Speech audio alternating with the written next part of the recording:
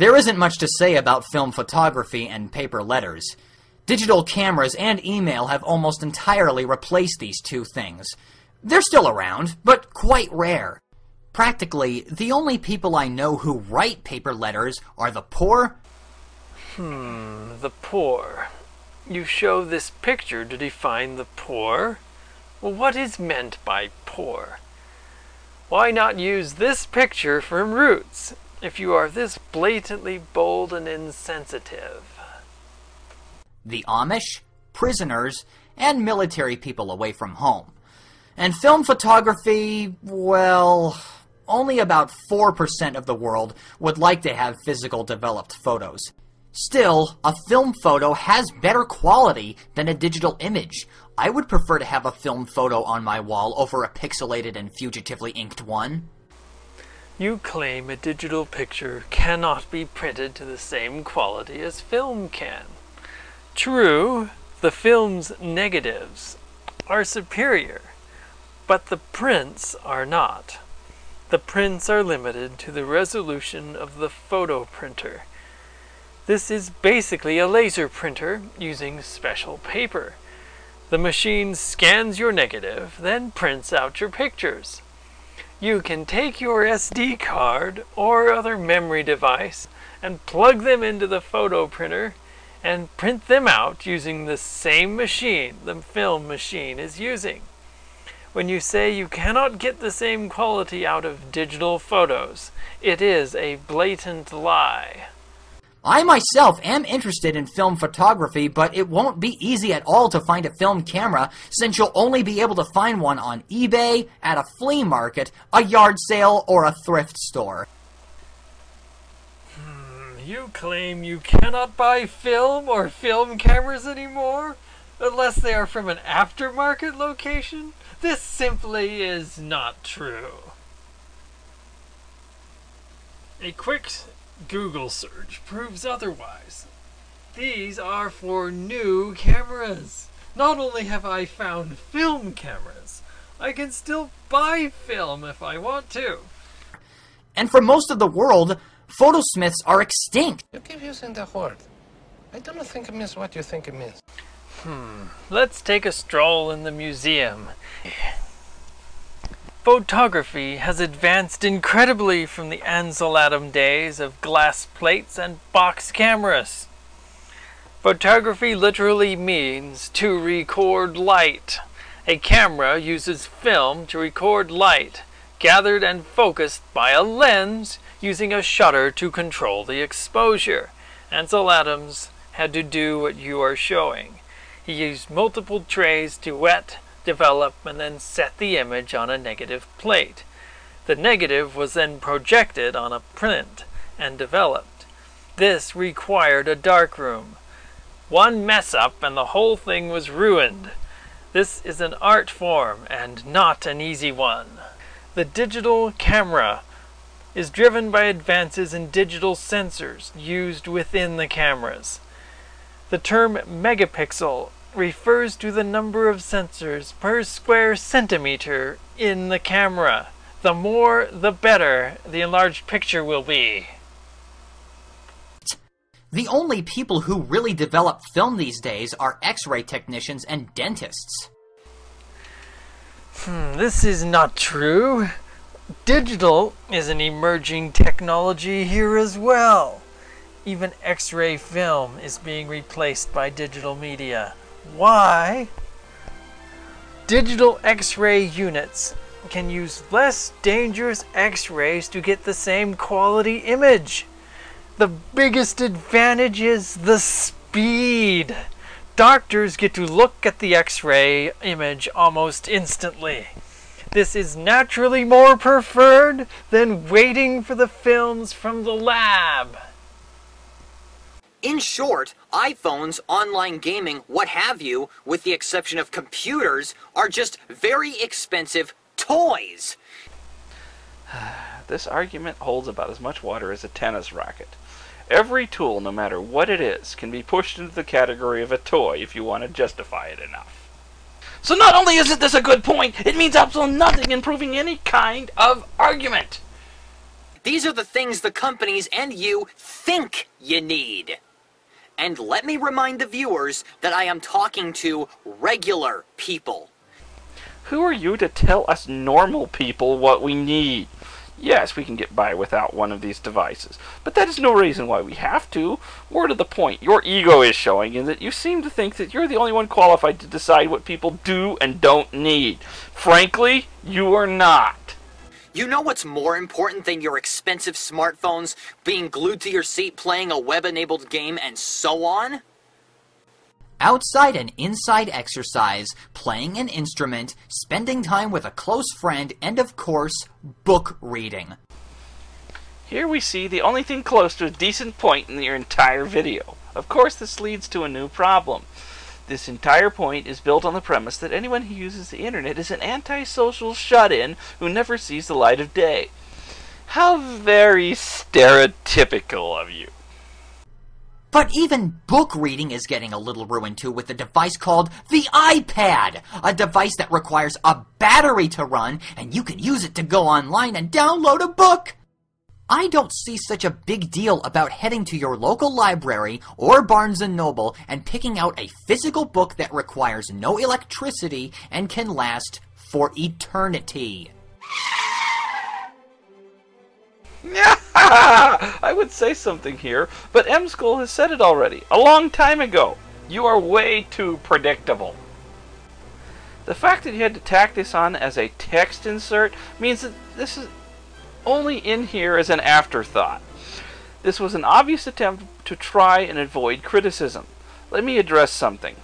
Just because you can do something one way does not make it better than another. It's just an option. If you don't want an iPad or a Kindle, you don't have to have one. To put it bluntly, books are organic, so by default don't last forever. Just the act of reading a book will damage one. So unless you put it in a glass box filled with argon and store it in a dark place, the book will eventually fall apart. The same thing also applies to renting DVDs. I mean, Netflix and Blockbuster Online are okay, but people have streamed movies and rented them off the web to the point where most, if not every rental store in America has gone out of business. Yes, every Blockbuster closed. Liar! Way to use hyperbole! Thankfully, physical DVD rental is still going thanks to Redbox kiosks and public libraries. Again, I don't see anything wrong with heading to either one and browsing around for a movie. I love how he champions Redbox, the thing that actually was a part in the decline of Blockbuster. Thankfully, Blockbuster has been improving its business model and might eventually expand again. Of course, this is making use of options he refuses to acknowledge.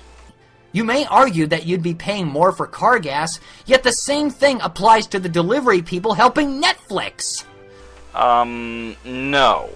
There is a very good reason Netflix and Blockbuster send out movies using a public service called the United States Postal Service.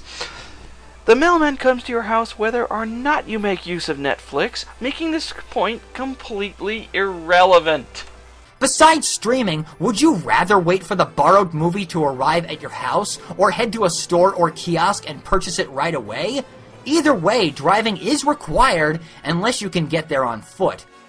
Seriously though, this quote-unquote on-demand streaming business has got to stop. I just want the people who aren't interested in having cyberspace and mobile phones to be fresh out of luck.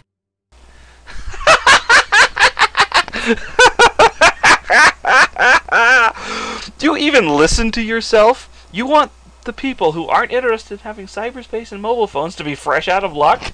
It is quite obvious that you do not ever review anything you say.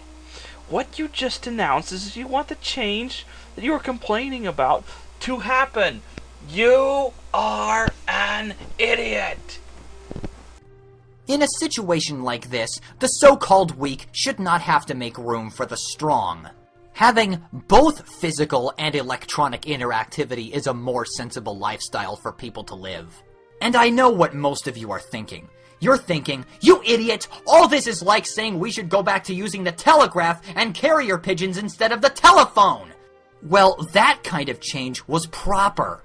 The telegraph and phone both require electricity, but the phone is obviously more efficient because the telegraph sent messages through Morse code, and we obviously don't talk in Morse code. You know, you almost made a good point there.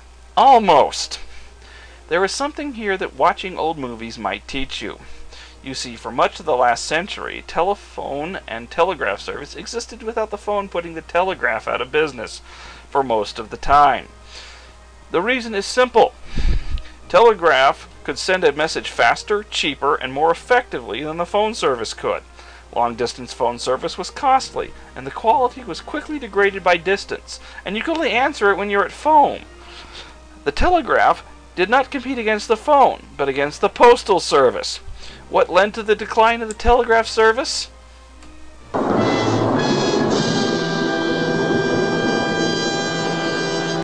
Email, which was what the telegraph was the early version of.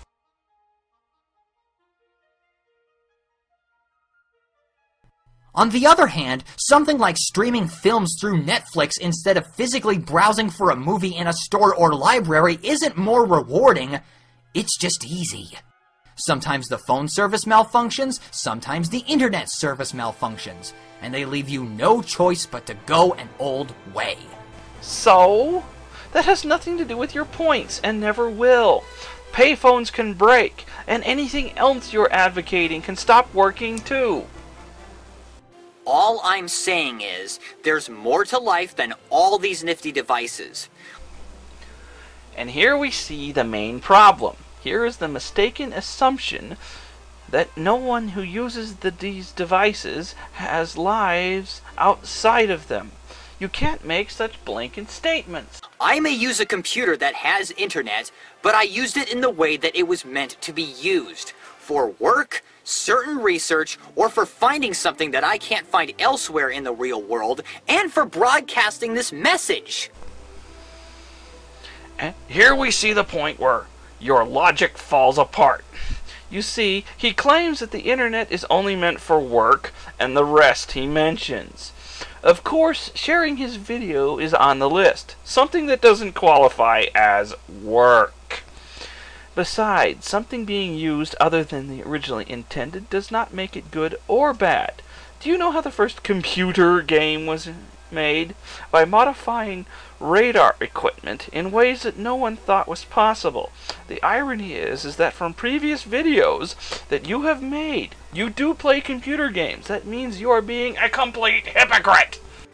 You don't need to be tethered to the internet. Expand your horizons. Like I urged earlier, go for a walk, play an instrument, read a book, go on a date with someone you like, or manually shop for something that doesn't need to be ordered online.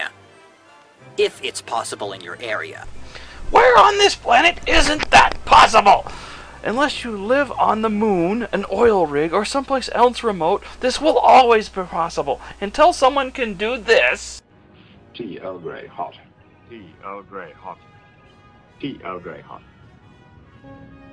Tea Earl Grey hot. Tea Earl Grey hot. Tea Earl Grey hot. Tea Earl Grey hot.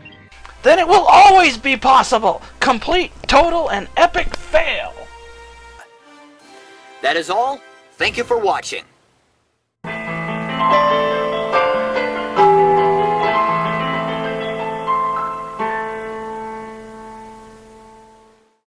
And now we are at the end of his so-called presentation. My final thoughts. Guppy is pretentious, backwards, and self-serving. Not once in the video did he do anything to show that he had any consideration for the intelligence of his audience. He presents himself like he's the only person in the world that is right and can't understand one little truth. It is not the place of any one individual to dictate what everyone else should buy and do. Guppy lives in New Hampshire, a state in the United States, not the National Republic of Guppyville, a dictatorship where the way he wants the world to work can happen. Your thoughts, Tim? The principle of change is an organic one. Living people change. We grow, evolve, think, design, and even create new uses for old ideas. These organic activities are not limited to face-to-face interactions. Activities are only limited by our creativity. This is the principle of innovation. Encourage ideas, and innovation surges. Suppress ideas, and innovation dies. Now that I've taken my rolling pin and hit Guptill over the proverbial head with it, I hope you all enjoyed my take on his thoughts on the internet, and you'll all have a good day.